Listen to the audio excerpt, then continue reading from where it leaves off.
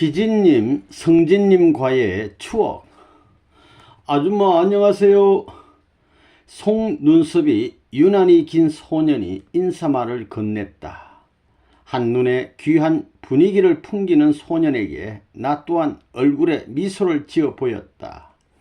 소년의 얼굴은 금방 환해졌다. 1963년 6월 희진님과의 첫 만남이었다. 처음 참 아버님께서 희진님을 맡아 돌보라고 하셨을 때 잠시 망설인 것은 사실이다. 어른의 자제분을 돌보는 일이 어찌 쉽겠는가. 더욱이나 참 아버님께서는 좋은 결과를 기대하고 계시기 때문에 심적 부담이 컸다. 그러나 참 아버님의 명인이 무조건 받들기로 결심하고는 언제까지입니까? 하고 여쭤보았다. 참 아버님께서는 중학교 들어갈 때까지라고 하셨다. 당시 청파 초등학교 1학년인 희진님은 체격도 참 아버님을 닮아서 또래보다 키가 훌칠한 소년이었다.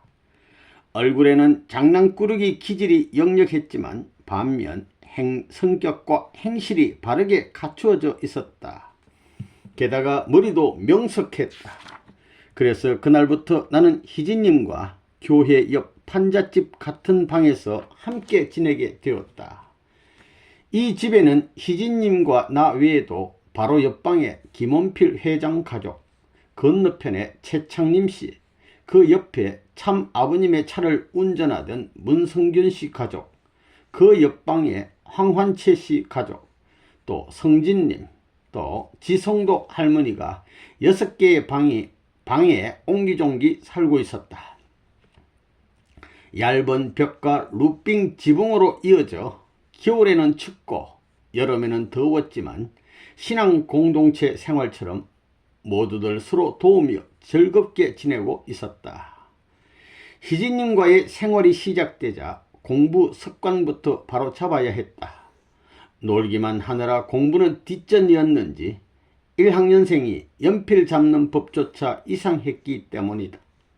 그동안 김원필 씨가 맡고 있었는데 희진님의 형인 성진님과 동숙씨 등 자신의 여러 자녀를 함께 돌보느라 세심하게 신경 쓸 수가 없었던 것 같았다. 나 이따가 숙제할래요. 희진님은 학교에 돌아오면 오직 놀 궁리만 했다. 참 아버님의 자녀지만 단호하게 대처했다. 할 일을 먼저 끝내 놓고서야 놀 수 있도록 절도를 강조하고 한치의 양보도 하지 않았다. 내가 강경하게 나가자 희진님도 하는 수 없다는 듯 숙제를 시작했다. 하지만 숙제를 마치고 나면 아낌없이 칭찬을 해주었고 품에 꼭 안아 사랑을 확인시켜 주었다. 칭찬을 듣고 나면 기분이 좋아져 더 신나게 뛰어놀았는데 놀이 시간에도 식구들의 자녀들과만 어울리게 했다. 식구들의 자녀는 통일교의 가르침에 따라 엄격한 가정교육을 받고 있어서 예의범절이 바르기 때문이다. 이 말입니다. 그렇게 몇 달이 지나자 희진님은 점차 정서적 안정을 찾아가더니 나를 따르기 시작했다. 나도 그런 희진님이 사랑스러워서 보살피는 일이 보람되게 느껴졌다. 마침내 2학기가 되어서는 희진님 생활에 절도와 조화가 생기기 시작했다. 그래서 다음은 학교 생활에서 자신감을 북돋워 주기로 했다. 학교 담임 선생님을 찾아가 고모라고 소개한 뒤 선생님이 희진님께 관심을 가질 수 있도록 도왔다. 그 효과는 얼마 지나지 않아 나타났다. 오늘은 발표할 때 선생님이 나를 제일 먼저 시켜주셨어요. 희진님은 선생님의 관심을 자랑스럽게 느끼기 시작하더니 더욱 공부를 즐거워했다. 그리고 2학년이 된 어느 날 나는 학교 담임 선생님으로부터 한 통의 전화를 받았다. 희진이 고모님, 글쎄 문희진 학생이 전교 1등을 했어요. 흥분된 선생님의 목소리였다. 예고 없이 치른 시험에서 2학년 780명 중에 1등, 담임 선생님도 기쁜 마음에 서둘러 전화를 한 것이다. 성적이 좋아진 희진님은 더욱 자신감이 넘쳐 공부도 학교 생활도 열심히 했다. 그리고 2학기에는 마침내 반장이 되었다. 학교 반장. 제일 좋아한 사람은 희진님 자신이었는데 참 아버님도 이 모습을 보시고는 매우 흡족해 하셨다. 그리고는 반장이 되니까 뭐가 제일 좋으냐 하고 물으셨는데 이에 대한 희진님의 대답이 걸작이었다. 전체 앞으로 나란히 하면 친구들이 일제히 따라주는 게 제일 신기하고 기쁩니다. 과연 어린 아이다운 순수한 대답이었다. 희진님에게는 이렇듯 어린 아이다운 천진한 면이 있는가 하면 연장자에 대한 예우도 발랐다. 희진님 이로는 8살 많은 형 성진님이 있었는데 언제나 형 하고 부르며 잘 따랐다. 그런데 내가 형님이라는 존댓말을 쓰도록 권했더니 바로 호칭을 고칠 만큼 형을 존중하며 내 말에도 잘 따라 주었다. 희진님이 성진님을 따르는 만큼 성진님도 아끼던 장난감도 선뜻 내줄 정도로 동생인 희진님을 아꼈다. 그 모습을 보고 있노라면 형제애가 하도 기특해서 하늘에 감사하곤 했다. 그러나 희진님이 3학년이 되던 1964년 정든 희진님을 떼어놓고 전국 순회를 떠나게 되었다. 아쉬웠지만 똑똑한 청년 식구에게 맡기게 되어 안심했는데 순회를 마치고 돌아보니 성적이 많이 떨어졌고 생활도 흐트러져 있었다. 자세히 보니 자유분방하게 뛰놀기만 하는 희진님 앞에서 청년은 어쩔 줄 몰라 쩔쩔매고 있었다. 청년에게는 참 아버님의 아드님이라는 부담이 컸던 모양이었다. 다시 생활을 잡아주지 않으면 안 되는데 이때는 전보다 더 많은 노력이 필요했다. 먼저 떨어진 성적을 되돌리기 위해 성적이 좋은 몇몇 또래들과 과외를 시작하고 교육에 대한 좋은 정보를 얻기 위해 과외 학부모 모임에 자주 나갔다. 그런데 학부모들이 한결같이 공립학교에 다니다가는 명문중학교에 입학하지 못한다고 하는 것이 아닌가? 당시에는 중학교 평준화가 이루어지지 않아서 명문중학교 입학 여부가 아이의 능력과 자질을 평가하는 잣대가 됐는데 콩나물시루 교실 같은 공립학교에서는 좋은 성적을 기대하기가 힘들다는 것이다. 그래서 경제적으로 여유가 있는 집에서는 대개 사립학교에 보내었다. 나는 희진님을 좋은 사립학교로 전학시키려고 마음먹고 학교를 알아보기 시작했다. 그리고 수소문 끝에 실력 있는 학생들이 많다는 경복초등학교로 전학시키기로 마음먹었다. 그런데 정작 경복초등학교 교장선생님은 5학년 전학이 너무 늦었다는 것이다. 그냥 포기할 수 없었던 나는 몇 번이고 교장선생님께 간곡히 부탁드린 덕분에 겨우 전학을 허락받을 수 있었다. 다행히도 희진님을 처음 보신 교장선생님은 대통령감이네 하며 반겨주셨다. 그 후 희진님은 중앙중학교에 진학하여 좋은 학교 진학하여 바른 청년으로 자라주었고 이를 계기로 예진님과 희진님, 효진님, 인진님, 언진님, 홍진님 등 참부모님의 자제분들이 연이어 경복초등학교에 입학하게 되었다. 경복초등학교가 후에 선화재단에 들어오게 된 것도 바로 이런 인연 때문이었다. 그 후 희진님은 다시 김연필 씨가 돌보게 되었는데 애석하게도 중학교 2학년 전도 학생 수련회를 마치고 하계 전도를 위해 김천으로 향하던 중 불의의 기차 사고로 세상을 떠나게 되었다.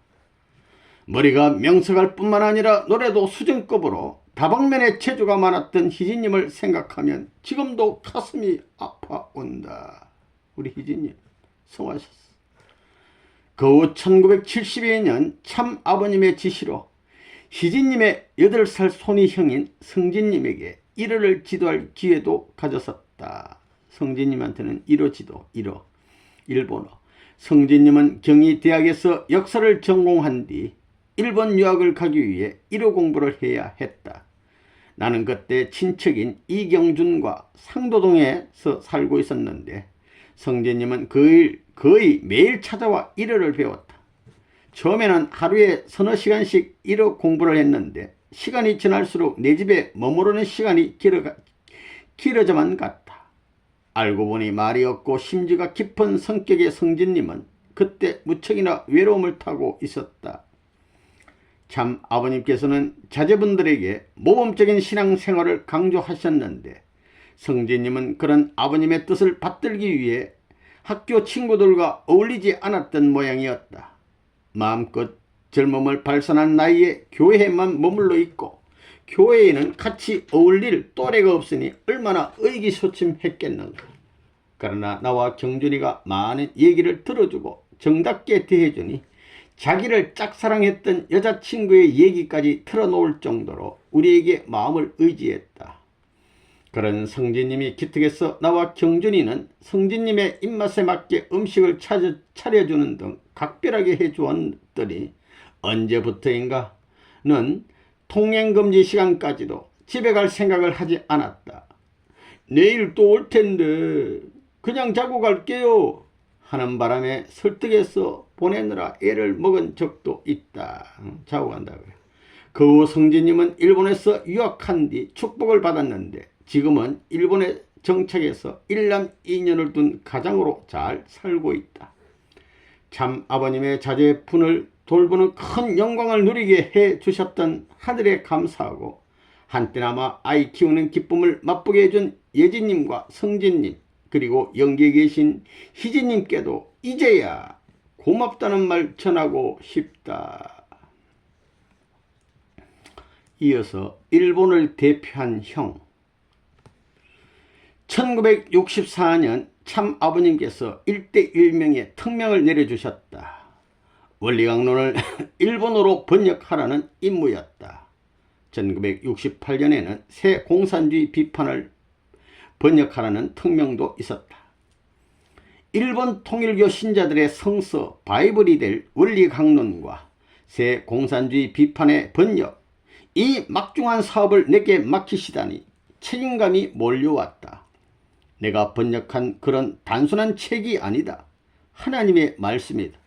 그 말씀을 읽고 일본 신자들이 하나님을 따를 것인지 아닌지 결정하게 될지도 모른다. 통일 원리라는 방대한 책을 번역하기는 쉽지 않았다. 통일 원리를 일본어로 옮기기 위해서는 우선 일본인들이 읽는 성경을 이해하고 그 안에 성서 용어들을 내 것으로 만들어야 했다. 특히 통일 원리에 맞는 적당한 일본 용어를 찾기란 쉬운 일이 아니었다. 하나님의 말씀이다. 용어 하나의 뜻이 달라질 수 있다. 하나님의 말씀 하나 제대로 전달하지 못하는 자가 어찌 행동한다 할 수 있겠는가. 이 그림은 저자가 일본어로 번역한 원리강론 되겠습니다. 원리강론. 이거는 종교법인 세계 기독교 통일신령협회라고 적혀 있습니다. 이런 생각을 하면 결코 소홀할 수 없었다. 그래서 매달리고 또 매달렸다. 마치 시험을 앞둔 고시생처럼 책에만 매달려 마침내 번역을 마쳤다. 그리고 1965년 김포공항에 참 부모님과 유효원 협회장님 마중을 나갔었다. 참 부모님은 원리강론 출간을 위해 일본을 다녀오시던 길이었다. 나도 일행 중 한 사람이었지만 월북자의 가족이라는 이유 때문에 당시 중앙정보부의 출국 거부로 정작 번역한 나는 나가지 못했다. 부모님이 번역한 것을 일본에서 출간하기 위해서 일본에 다녀오시는 길이었습니다. 비행기 연착오로 한참을 기다린 뒤에야 참 부모님과 유효원 협회장님을 뵐 수 있었다. 이종욱 선생, 일본 교수들이 아주 놀라던데 번역이 아주 좋다고 말이야. 참 아버님의 말씀이었다. 이 선생, 일본어 실력이 놀랐어. 일본어 실력에 놀랐어. 참 어머님도 거드셨다. 이 선생님, 그동안 수고하셨어요. 창조원리가 제일 어려운데 그것을 제일 잘 번역했어요. 선생님 번역 그대로 출간하기로 했어요. 유효원 회장님이 환한 미소로 격려하시며 내적 미도 잘 표현해 주셨다고 만족해 하셨다. 내가 그 큰일을 해내다니. 너무도 힘들었던 1년이었지만 그간의 마음고생은 참 부모님과 유 협회장님의 이 말씀 한마디로 씻은듯이 사라졌다. 그 후 1968년에는 새 공산주의 비판을 번역하는 영광을 안기도 했는데, 이 때문인지 참 아버님은 삼위기대인 이덕상 형님은 국가대표형, 그러니까 한국 국가대표형 같습니다. 최연복 씨는 미국을 대표한 형이며 나는 일본을 대표한 형이라 하시며 해와 국가인 일본을 책임지라 하셨다. 그때부터 1998년까지 나는 일본의 복귀를 위해 기도해왔고, 지금 일본 식구들은 내가 번역한 원리 강론으로 통일 원리를 공부하고 있다. 이 얼마나 영광된 일인가. 책을 볼 때마다 하나님의 말씀을 전하게 된 것에 감사하고 나 자신이 자랑스러웠다. 만약 일본 유학길이 오르지 않았더라면 아마도 오래전부터 계획하신 하나님의 뜻인 것 같았다. 모두가 다 하나님이 계획하신 것 같았다. 이런 뜻입니다. 그 다음 경준이와의 생활. 이 선생과 이 경준은 서로를 모녀지간으로 삼아 생활하라. 1966년 참 아버님의 말씀이었다. 고향인 전주를 떠난 후 서울에서의 생활은 그 어느 때보다도 변화무쌍하고 분주한 생활의 연속이었다. 약국 경영에서부터 전국 전도순회, 그리고 참 부모님과 자제분들을 모시는 일에 이르기까지 최선을 다해 살았다. 그러다 보니 어느새 중년의 나이에 와 있었다. 게다가 혼자의 몸이니 순간순간 가족과 오순도순 어울리는 사람들이 부러운 것도 사실이었다. 그때 참 아버님은 여여대 영문과를 졸업한 오촌 조카 경준이를 나와 모녀지간으로 만들어주시며 상도동에 집을 마련해 주셨다. 그리고 여자 둘만 사는 것이 불안해 보이셨는지 이봉건 장로님 부부와 함께 생활하게 해 주셨다. 우리 둘은 토요일이면 청파동 교회에서 묵고 일요일 새벽 5시에 경배식에 참석한 뒤 낮 예배를 보고 상도동으로 돌아와 다음 주일을 기다렸다. 토요일만 되면 교회 가서 거기서 자고 새벽 경배 드리고. 약국을 그만둔 지 오래되니 금약하는 생활을 해야 했는데, 약국을 그만두면 이제 경제적으로 좀 어려우니까 과일 하나 살 때도 조심스러웠고 텔레비전이나 전화 같은 문명 생활은 꿈도 꾸지 못했다. 1970년에는 제법 텔레비전이나 전화도 보급된 상황이었지만 우리 집에는 그 무엇 하나 갖추고 있는 것이 없었다. 전화를 하려면 20분 거리에 있는 공중전화까지 걸어가야 했다. 그래서 전화만이라도 놔주셨으면 하고 참 아버님께 말씀드렸더니 어디에 전화하려고 그러느냐 해서 무산됐다. 교회 식구들을 만날 기회도 주말로 한정되니 시간을 보내는 일이라고는 오직 경준이와의 대화뿐이었다. 친척들이 이런 생활을 알게 되면 좋지 않는 눈으로 볼지 몰라 왕래도 상가면서 살았다. 이럴 때면 산중 아닌 대도시에서 수도 생활을 한다며 마주보며 웃곤 했다. 한 번은 텔레비전 하나 없이 산다는 소문을 들었는지 오야마 사장인 조억만 씨가 자그마한 텔레비전을 사주었다. 그런데 이를 안 참 어머님께서 꾸짖으셨다. 아무리 필요한 물건이라 해도 동정의 선물을 받는 것은 좋지 않는 일이에요.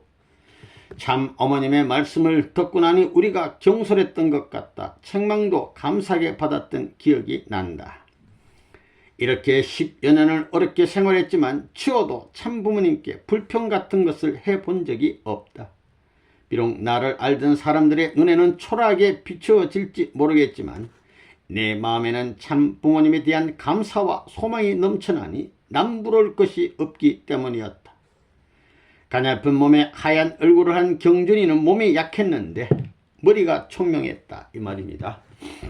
옆에 사진을 볼 것 같으면 함께 생활하던 이경준 교수와 한 행사장에서 1987년 9월 20일 이경준 교수님, 여기는 이종옥 선생님 되겠습니다.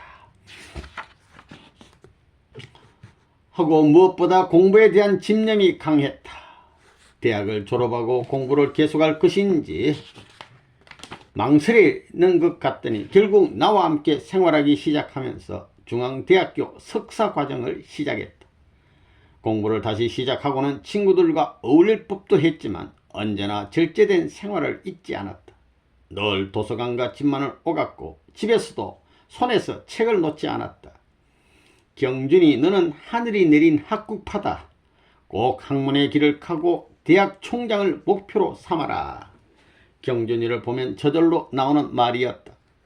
본인도 그렇게 생각했는지 박사과정까지 시작했고 논문을 위해 미국 피츠버그 대에 유학하기도 했다. 그때 마른 새우와 멸치, 홍합 등 영양 간식을 보내준 것이 있었는데 천하가 다 자기 것같이 기뻤다고 할 정도로 경준이는 작은 일에 감동하는 여린 마음을 가진 사람이었다. 그 후 1981년 박사학위 논문을 쓰다가 겪은 경준이와의 일은 아직도 잊혀지지 않는다. 어느 날 경준이가 나에게 매달렸다. 어떻게 해요? 논문 마감이 한 달밖에 남지 않았는데 쓰지질 않아요. 이제 서론밖에 못 썼는데 아무리 해도 쓰지질 않아요. 그 해인 1981년 말이 논문 마감일이었고 또 그 기간 안에 꼭 학위를 따야 한다고 게시받은 사람이 있어서 경준이는 긴장하고 있었다. 그런데 10월이 채 며칠 남지 않은 시간까지 논문에 진척이 없었던 것이다. 마침내 경준이는 내 품에서 울음을 터뜨렸다. 자절에게 강한 아이라 쉽게 감정을 드러내지 않는데 이렇게 심정을 토라는 것을 보면 마음고생이 대단했던 것이 틀림없었다. 이번엔 학기를 따지 못하면 내년에는 운이 없어 어렵다고 하는데 얼마나 속상한지 나도 주저앉아 울고 싶었다. 그러나 여러 사람들이 너가 학위 따는 데 확신을 가지고 있다. 하늘을 믿고 노력해보자. 이렇게 위로한 뒤 경준이는 논문 쓰기에 매달리게 하고 나는 하늘에 구하기로 했다. 하늘 앞에 기도하기로 했다. 이 말입니다. 나는 경준이의 논문을 위해 기도하는 한편 허약한 경준이의 체력을 보충해 주기 위해 2번이나 산삼을 구해 다려 먹였다. 인삼 아닌 산삼. 산삼은 구하기 힘들었지만 식구 중 한 분을 통해 좋은 것을 구할 수 있었다. 시험을 잘 치르게 해달라고 100일 기도를 드리는 부모의 얘기를 듣곤 했는데 그런 부모의 심정을 알 것 같았다. 그리고 경준이는 밤을 새워가며 논문 쓰기에 매달렸다. 하늘이 도우셨는지 담당 교수가 논문 제출 기한을 한 달 연기시켜 주어서 극적으로 학위를 받는데 성공했다. 그 기쁨을 누가 알까? 우리들은 얼싸안고 울고 웃으며 기뻐했다. 울다가 웃다가. 그 후 경준이는 김재규 교수의 추천으로 부산에 있는 수산대학에서 강의하게 됐는데 나는 그때 총장을 목표로 노력해보라고 권했었다. 그런데 그 말대로 강사에서 교수, 교수에서 정교수로 능력을 인정받아 마침내 선문대학교 총장의 자리에 서게 됐다. 지성이면 감천이고 한 걸음을 걸으며 노력하면 언젠가는 소망이 이루어진다는 것을 경준이를 통해 실감했다. 나는 그 후 1989년 중국 여행과 이후 사이판, 인도네시아 여행을 갈 때 내 친동생 문헌이를 두고 경준이를 데려갈 정도로 경준이를 아꼈는데 그 이유는 모녀지간으로 맺어주신 참 아버님의 뜻에 따라야 한다는 신념 때문이었다. 지금 생각해보면 경준이와의 상도동 생활 그리고 경준이가 학업을 마치는 동안 어려웠던 순간도 많았지만 그때마다 돌봐주시는 하나님과 참 부모님의 참사랑 때문에 나와 경준이 모두 뜻의 길을 무사히 걸어올 수 있었던 것 같다. 우리도 모르는 가운데 염려해 주시고 보호해 주셨던 하나님과 참 부모님의 참사랑 앞에 그저 감사할 뿐이다. 이어서 요시찰 인물. 1970년대 통일교회의 선교본부가 미국으로 옮겨갔다. 세계 정치 경제의 심장부라 할 수 있는 미국을 거점으로 통일교 섭리의 역사를 이루기 위해서다. 이때부터 참 아버님은 미국에 머무르시는 시간이 많아졌고 간부들의 외국 행도 잦아졌다. 그러나 나는 아무데도 갈 수가 없었다. 나 이종옥은 대한민국 정부의 요시찰 인물이었기 때문이다. 월북한 가족을 두었다는 사실 하나만으로 여권 신청은 꿈도 꾸지 못했다. 식구들이 해외로 나가면 환용과 전송을 위해 수도 없이 김포공항을 드나들면서도 정작 나 자신은 비행기 한번 타보지 못한 것이다. 그런데 1980년 참 아버님이 보스턴에서 열리는 투나잡이 대회에 한국 대표 20여 명을 초대해 주셨다. 초대된 사람 중에는 나도 끼어 있었지만 그간 번번이 출국을 거절당했기 때문에 갈 수 있을 것이라고는 생각하지 않았다. 그런데 때마침 1970년 초 미국으로 이민을 가서 시민권자가 된 큰 언니로부터 초청장이 왔다. 그래서 반신반의하며 출국 신청을 냈는데 이번엔 의외로 쉽게 출국이 받아들여졌다. 이종욱 씨, 좋은 여행하고 오십시오. 안기부 관계자의 말이었다. 남편과 헤어지고 30년 만에 감시의 눈에서 자유로워진 것이었다. 그간 공산주의에 강력히 반대해온 통일교의 업적을 배려한 덕인 것 같았다. 드디어 나도 나라 밖 세상을 구경하는구나 하는 감격은 컸다. 그러나 그것도 잠시 경준이와 같이 갈 수 없다는 사실이 나를 망설이게 했다. 그 당시 뚜렷한 목적이 없는 방민은 미국을 방문하는 것은 쉽게 허가가 나지 않았다. 아메리카 드림이라는 말이 생길 정도로 많은 한국 사람들이 미국으로 가길 원했고 일단 그곳에 가면 불법 체류를 했기 때문이다. 당연히 미국의 입국 심사는 엄격해져서 미국 비자 받기는 하늘의 별 따기나 다름없었다.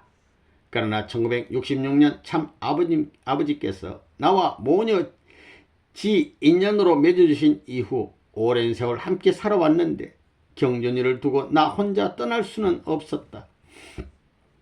단둘이 서로를 의지하며 오순도순 10년 이상을 살았는데 나 혼자 떠난다면 혼자 얼마나 외로울까.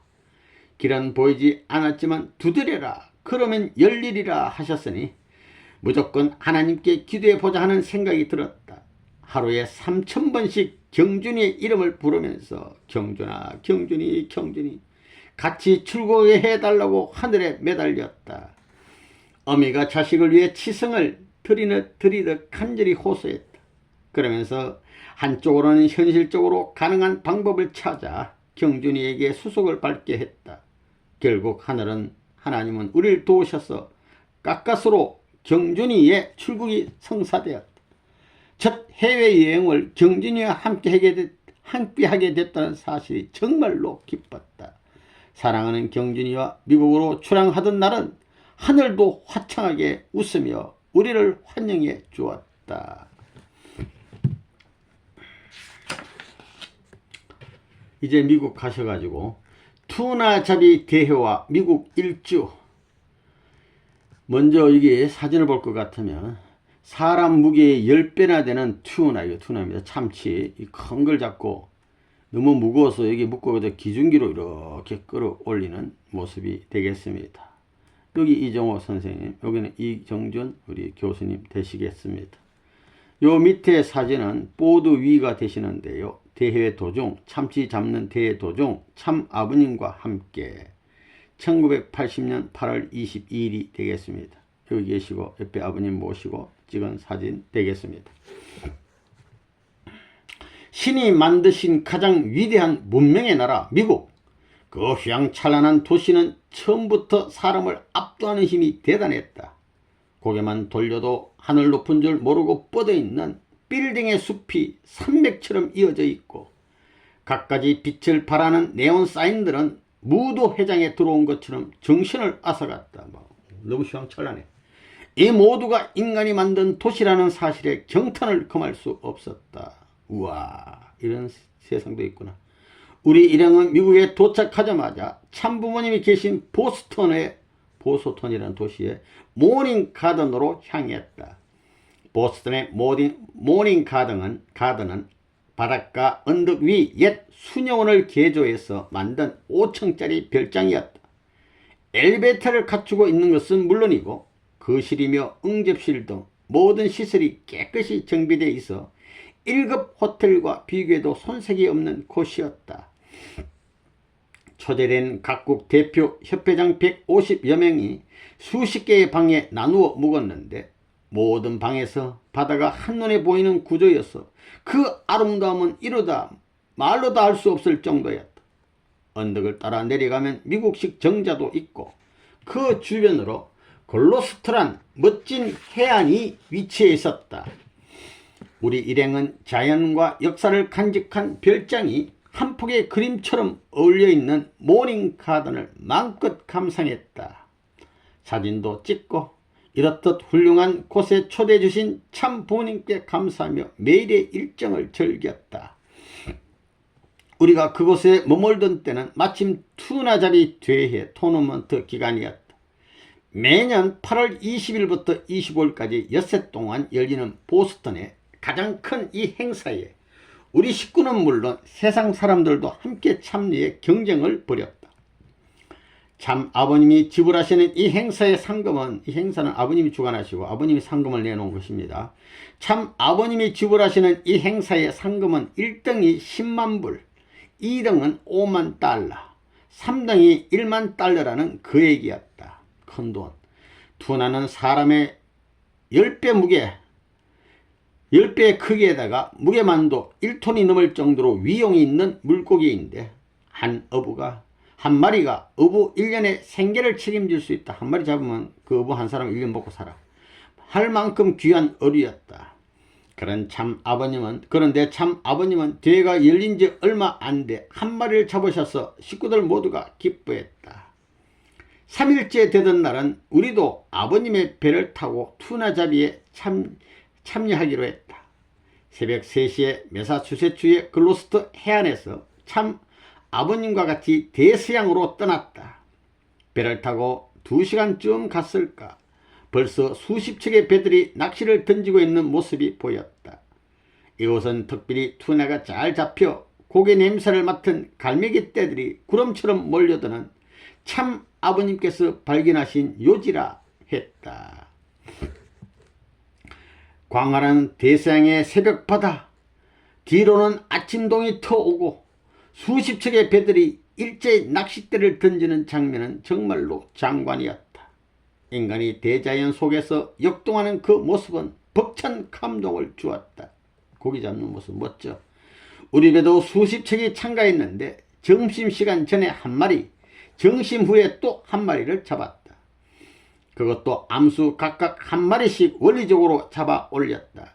보통 며칠 동안 한 마리도 못 잡는 일이 허다한데 2마리를 낚아 온통 축제 분위기였다. 3일째 아버님 배 타고 나갔는데 2마리 잡았어. 오전 오후 한 마리씩. 그 배에 같이 성선했던 김원필씨, 구복기 일본 협회장, 다이깡씨, 그 밖에 간부 몇 명은 기뻐 어쩔 줄 몰랐다. 나와 경전이도 너무 좋아 걱정했던 배멀미도 그만 잊고 말았다. 얼마나 기분 좋은지 배멀미도 잊어버렸어. 안 나와. 참 아버님께서도 2마리의 투나를 자랑스러운 듯 들어 올려 보이셨다. 그리고 투나를 배에 올려 놓으시고는 지렁이가 들어갔다 나갔다 하는 몸체를 만지시면서 그 습성 등을 자세히 설명해 주셨다. 나중에는 일일이 개인 사진을 찍어 주시어 모두들 즐거운 시간을 보냈다.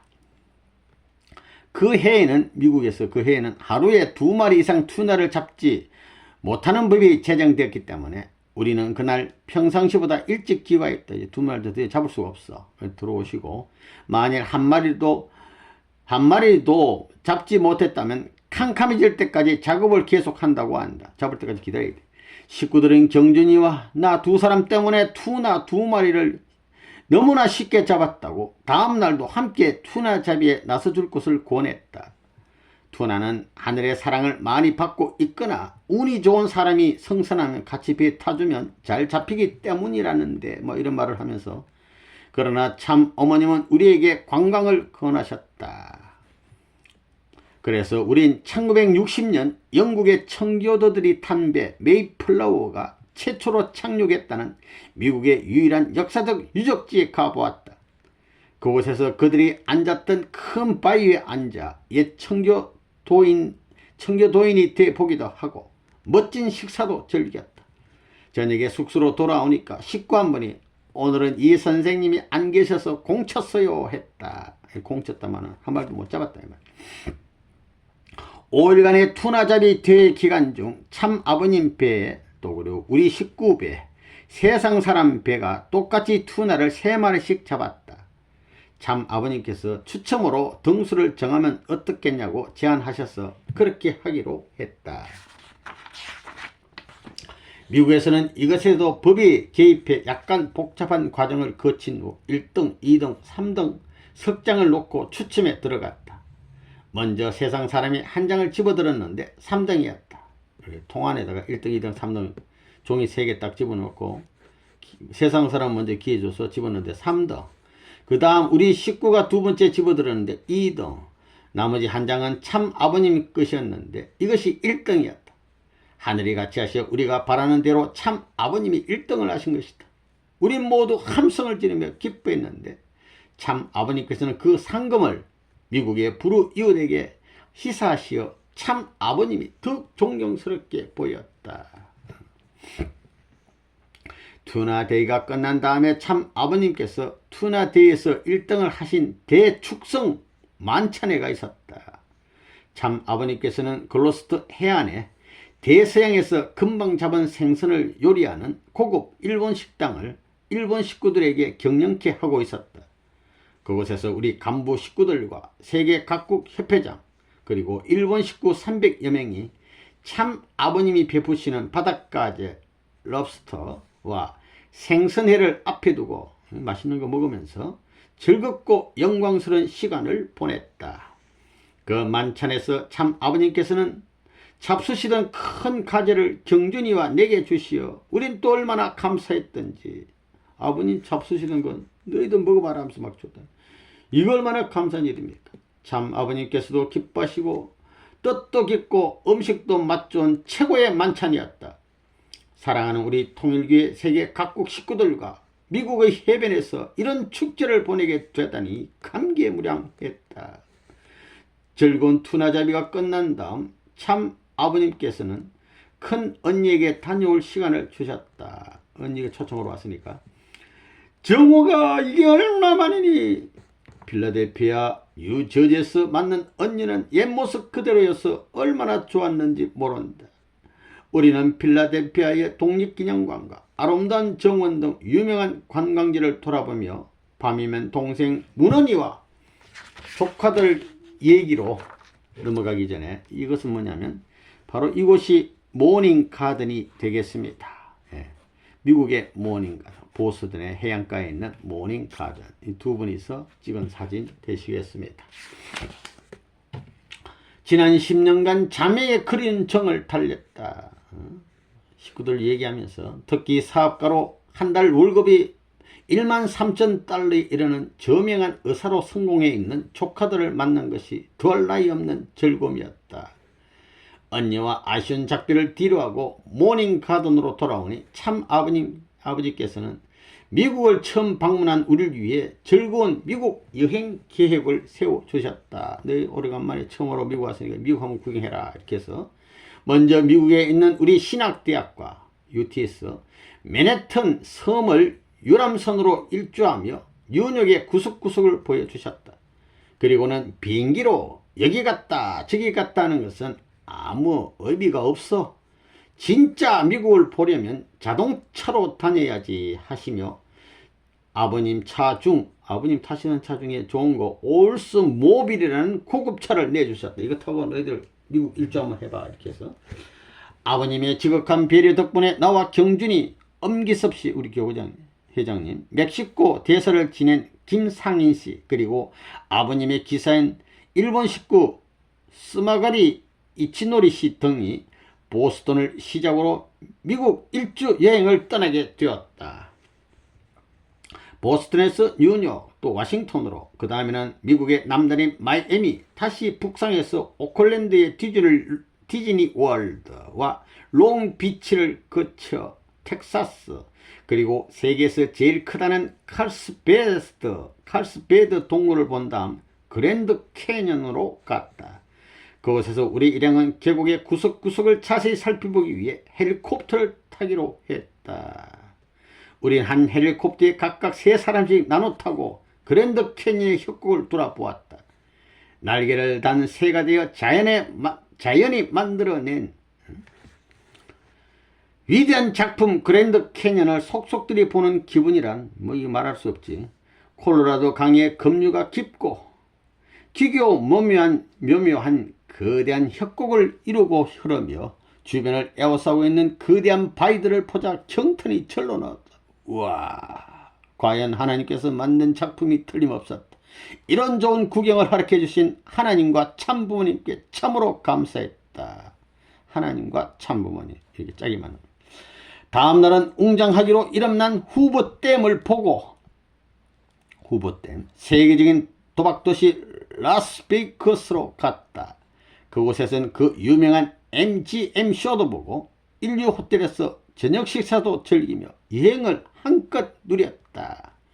유행가에 왔으니 흉내라도 내보고 싶어 슬롯 머신을 해보았지만 결국 돈을 다소 조금 잃었어. 그리고는 돌아설 수 있었다. 한번 이렇게 해본 거지. 환락의 도시 라스베가스를 떠난 우린 로스앤젤레스로 갔다. 우리 교민이 가장 많이 거주하는 LA에서는 우리 식구 강순애 씨가 반가이 맞아주었다. 그녀는 열흘 동안 김치맛 한 번 못 보고 미국 음식에 지쳐있던 우리에게 정성껏 차린 한국 음식으로 여독을 풀어줬다. 여행이 독이 풀어졌어. 또 박종구 씨, 타이거 바퀴는 자신의 차로 직접 운전하며 시내 관광을 친절히 안내줘 얼마나 고마운지 모른다. 강순애 씨는 돌아서는 우리 일행에게 김밥까지 싸주며 편안한 여행을 빌어주었다. 구경 잘하시오 하고 낯선 외국에서 지인을 만나고 그들의 도움을 받는다는 게 그저 고마울 따름이었다.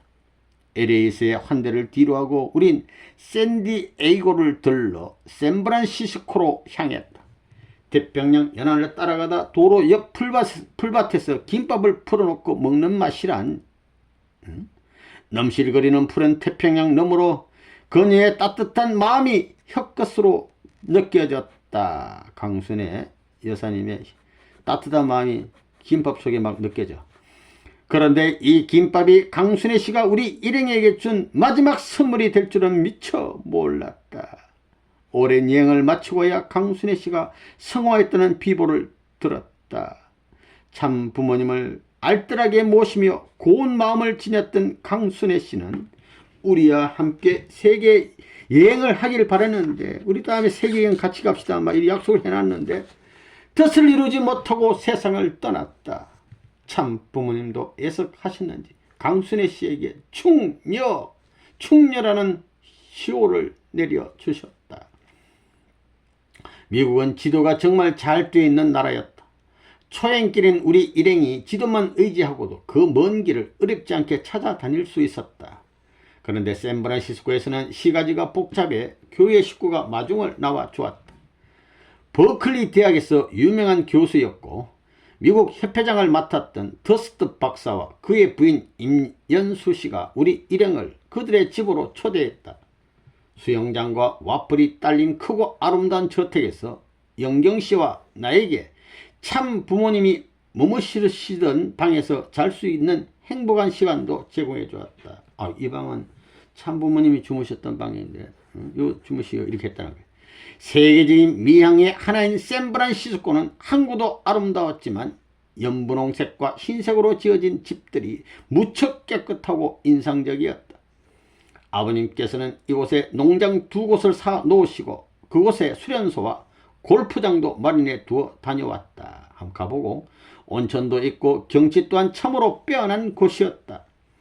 다음 날은 솔트레이크 시를 거쳐 엘로스턴 국립공원으로 갔다. 이곳은 온천물이 보글보글 끓고 있는 온천 옹달샘이 수십 개나 되고 온천이 시냇물처럼 흐르는가 하면 곳곳에 폭포, 계곡, 관울천이 널려있는 아기자기한 온천수의 전시회장 같았다. 그랜드 캐년이 남성적 웅장함이 있다면 이곳은 여성적이라고 할까? 그 수려한 미모에 넋이 나갈 지경이었다. 9월인데도 폭설이 내려 온 천지가 하얀 눈밭으로 뒤덮여 있다가도 조금만 벗어나면 맑게 긴 하늘이 보이고 대자연의 오묘한 신비를 그대로 간직한 천혜의 땅이 바로 이곳이 아닌가 싶었다.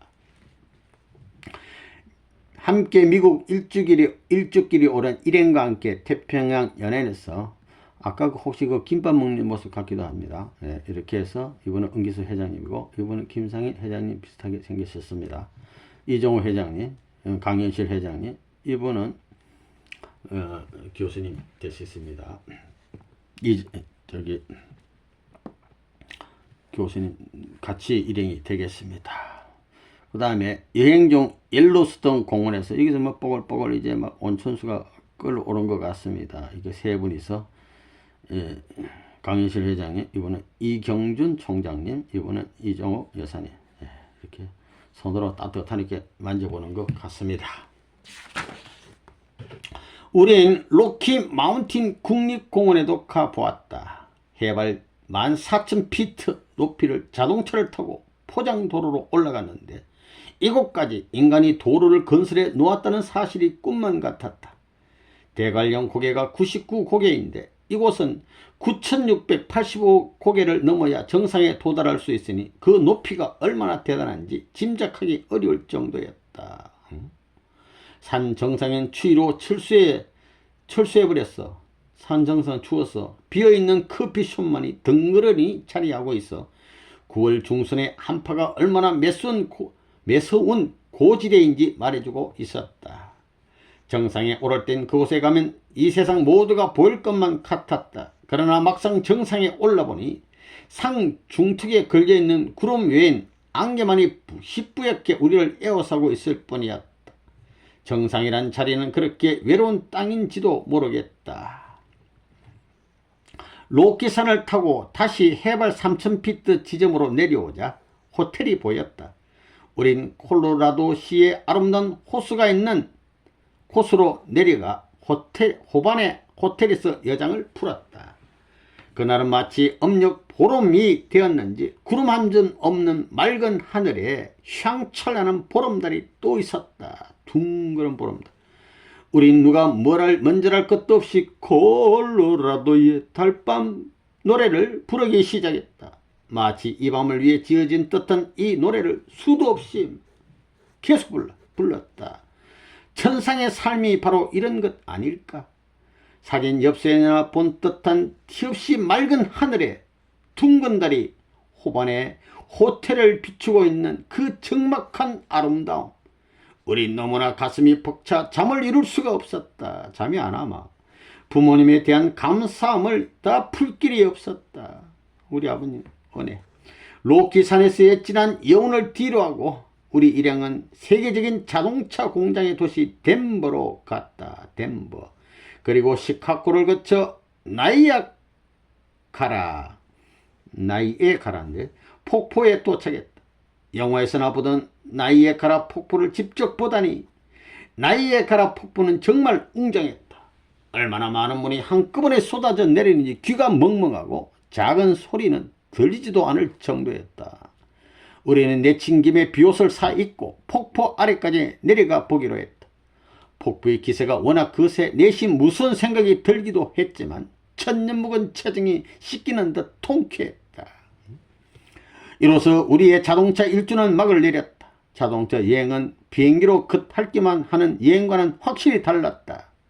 미국의 풍물을 속속들이 가까이서 체험할 수 있는 살아있는 여행으로 이것만한 것이 없어 보였다. 일본 기사 이치노리 씨와 김상인 씨가 2시간씩 교대로 하루에 600마일씩을 달리는 강행군을 계속해 우린 꼬박 30일 동안 4만 리를 달렸다. 처음 우리가 자동차로 미국 일주를 떠나려고 할 때 누군가 자동차로 가면 3일이면 지쳐 나가 떨어질 거라고 했다. 그러나 우리 일행 모두 너무나 건강하고 즐겁게 여행을 마쳤다. 여행 일정이 남아있다면 아직도 더 갈 수 있어.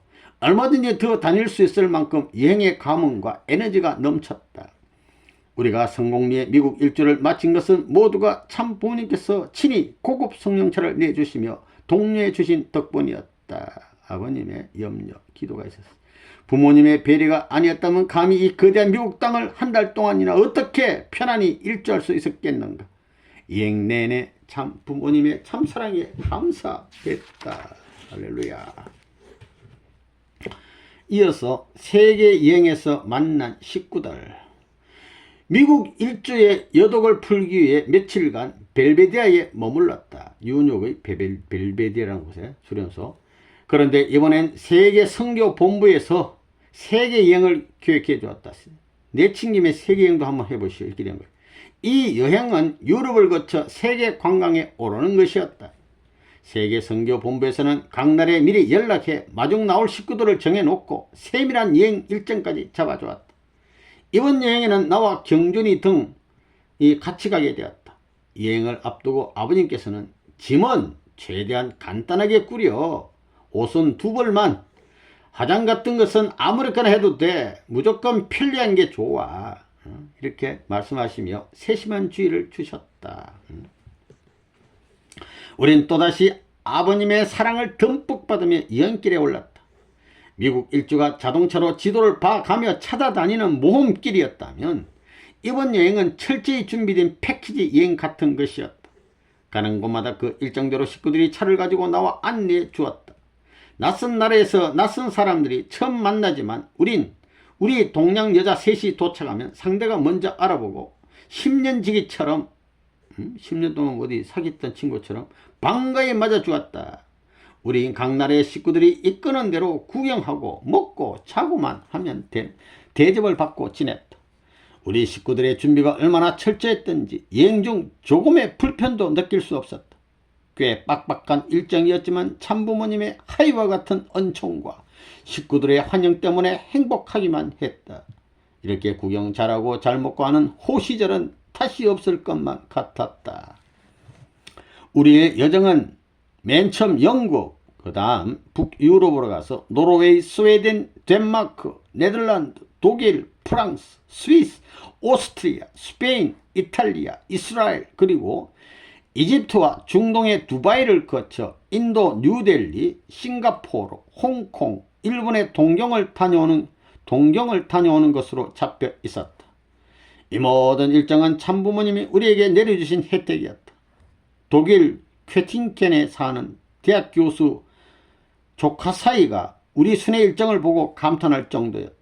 그는 이런 수준의 여행이라면 어느 장관급의 여행보다 훌륭한 것이라고 했다. 우린 방문하는 나라마다 지극한 환대를 받았다. 그 중에서도 네덜란드 식구들이 보여준 사랑은 잊을 수가 없다. 그들은 우리를 위해 배 한 척을 준비해 두고 있었다. 자그마한 배를 타고 해가 수평선으로 넘어갈 때까지 네덜란드 시내를 수로 관광하는 기분이란 너무 좋다는 얘기예요. 우리는 소설 속에서 나오는 베니스의 상인이 된 듯한 낭만을 즐겼다. 다음 날은 네덜란드 암스테르담에 있는 우리 교회에서 정심 초대를 받았다. 유럽의 한 중앙에 높이 솟아있는 우리 교회를 봤을 땐 가슴에 뭔가가 뭉클하고 솟구쳐 올랐다. 이것이 참 아버님께서 일구신 세계 속에 우리 집이라는 사실이 얼마나 감격스럽던지. 그런데 그에 못지않은 또 하나의 감동이 우리를 기다리고 있었다. 우리를 위해 준비했다는 점심 식사가 나오는데 놀랍게도 한식이었다. 밥과 밥하고 불고기, 오이김치, 미역국 등등. 분명 우리 음식을 알 리 없는 유럽의 식구들인데 그 음식을 어떻게 마련했는지 정말 궁금했다. 그날의 정심을 위해서 그들은 한국 대사관을 가가지고 대사 부인에게서 음식을 배워왔다고 했다. 불고기도 부드럽게 맛있게 했고 오이김치, 미역국도 손색 없이 훌륭했다. 무엇보다도 그 정성에 우린 탐복하지 않을 수 없었다. 나는 너무 기쁘고 감사해 자꾸만 눈물이 났다. 이 머나먼 지구촌에서까지 우리를 이렇게 따뜻하게 맞아주는 우리 통일 식구들이 있다는 사실이 너무나 감격스러웠다. 우리가 스웨덴을 방문했을 때도 잊지 못할 일이 있었다. 그곳에서는 우리를 위해 한식밥을 해주고 싶은데 방법을 모르니 씻은 쌀에 물과 버터를 넣고 삶아밥을 바구니에 받쳐내주었다. 밥 만드는 법이 워낙 기상천외 우습기까지도 했지만 어떻게든 우리가 좋아하는 것을 대접하려고 했던 그들의 정성에 너무나 감사했다.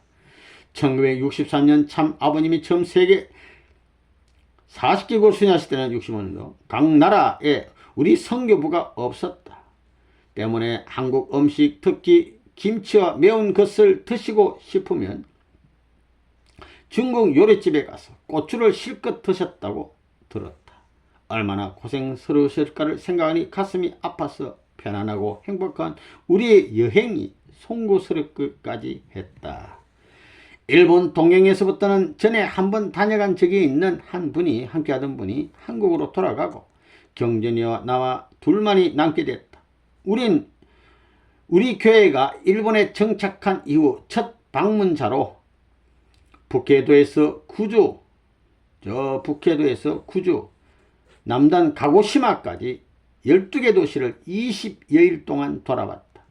그곳에서도 가는 곳마다 식구들의 지극한 환대를 받으며 이번 세계 여행의 대미를, 유정의 미를 장식했다. 마지막 아름다움을 장식했다. 대미를 장식했다. 난 이번 세계 여행을 하면서 참 부모님의 위대함을 새삼 실감했다. 스페인의 성지 방문 때 스페인 선교사 이분하고 세 분이서 찍은 사진 되겠습니다. 또 인도에 가서는 인도 타지 마을을 배경으로, 타지 마을인데 여기 앞에서 또 세 분이 멋지게 또 포즈를 탁 취하고 찍었습니다. 우리가 세계 어느 나라에서도 극진한 환대를 받으며 다닐 수 있었던 건 참 부모님의 힘이 아니고서는 불가능한 것이었다.